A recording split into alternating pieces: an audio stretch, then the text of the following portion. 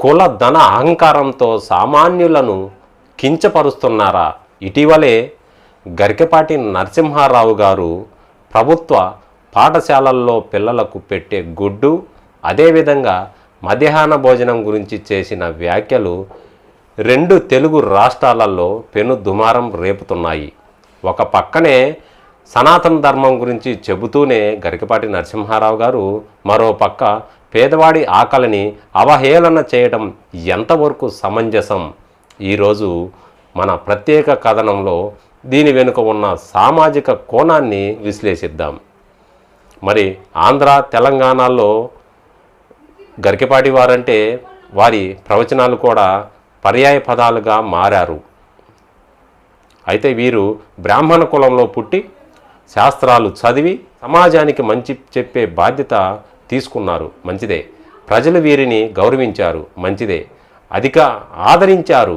కానీ ధర్మం అంటే కేవలం శ్లోకాలు చదవడమేనా? లేక ఆకలితో ఉన్న వారికి అన్నం పెట్టడం కన్నా మించిన ధర్మం లేదు కదా? మన పురాణాలు కూడా చెబుతున్నాయి.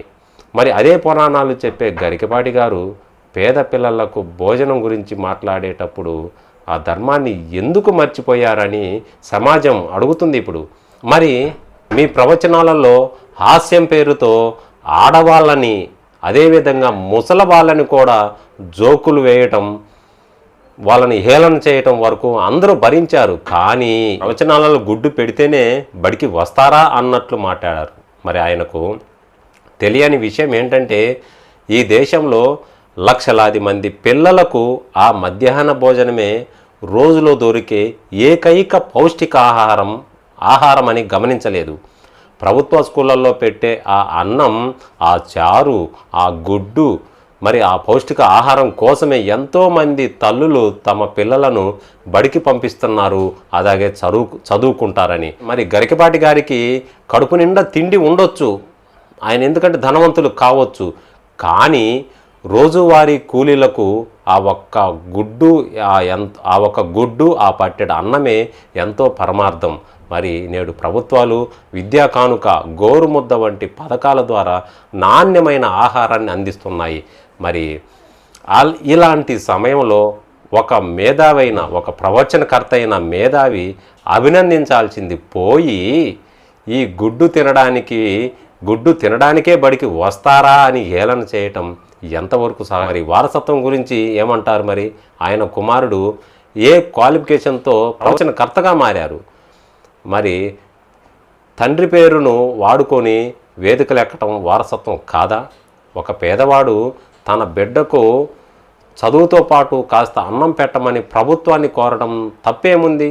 ఏ అర్హత లేకపోయినా తండ్రి సీటులో కూర్చోవడం ఏ రకమైన ధర్మం? ఇక్కడ ప్రతిభ అనేది కేవలం ఒక మార్గానికే పరిమితం కావాలని ఆయన కోరుకుంటున్నారా లేక అన్న ప్రశ్న సోషల్ మీడియాలో తలెత్తుతుంది. ఎందుకంటే ఇక్కడ గరికపాటి గారు మరియు ఆయన కుటుంబం ఒకసారి తిరుమల వెళ్ళినప్పుడు వెంగమాంబ అన్నదాన సత్రంలో ఉచితంగా అన్నప్రసాదం స్వీకరించారు.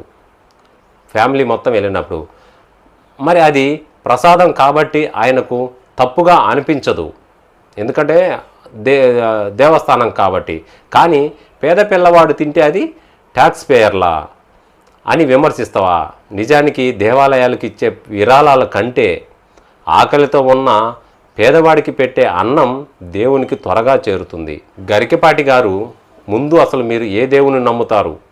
అధికారంలో ఉన్న వారికి వంగి వంగి దండాలు పెట్టడం, లేదంటే లేని వారిని నోటికొచ్చినట్లు అనడం ప్రవచనకర్త లక్షణమా? గరికపాటి గారి వ్యాఖ్యలపై నేడు దళిత, అదేవిధంగా బహుజన సంఘాలు తీవ్రంగా మండిపడుతున్నాయి. ఆయనకు ఇచ్చిన పద్మశ్రీ పురస్కారం వెనక్కి తీసుకోవాలని డిమాండ్లు కూడా అన్ని సంఘాల నుంచి కూడా వినిపిస్తున్నాయి. అయితే ఇక్కడ మేధావి వర్గం కూడా ఆయన తీరును తప్పబడుతుంది. మరి కులం మరియు మతం అనే షీల్డ్ వెనక దాక్కొని ఎంతకాలం ఇలాంటి అరాచక మాటలు మాట్లాడతారు మీరు?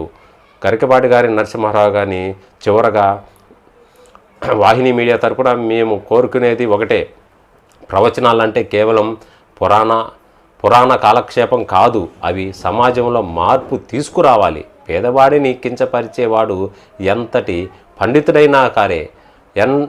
పండితుడైనా వాడు జ్ఞాని కాలేడు. గరికపాటి గారు ఇప్పటికైనా తన తప్పును తెలుసుకొని క్షమాపణలు చెబుతారో లేక తన మదంతో అలాగే ముందుకు వెళ్తారో మరి వేచి చూడాలి. మరి ఈ విషయంపై అభిప్రాయాలను కింద కామెంట్ సెక్షన్లో తెలియచేయండి.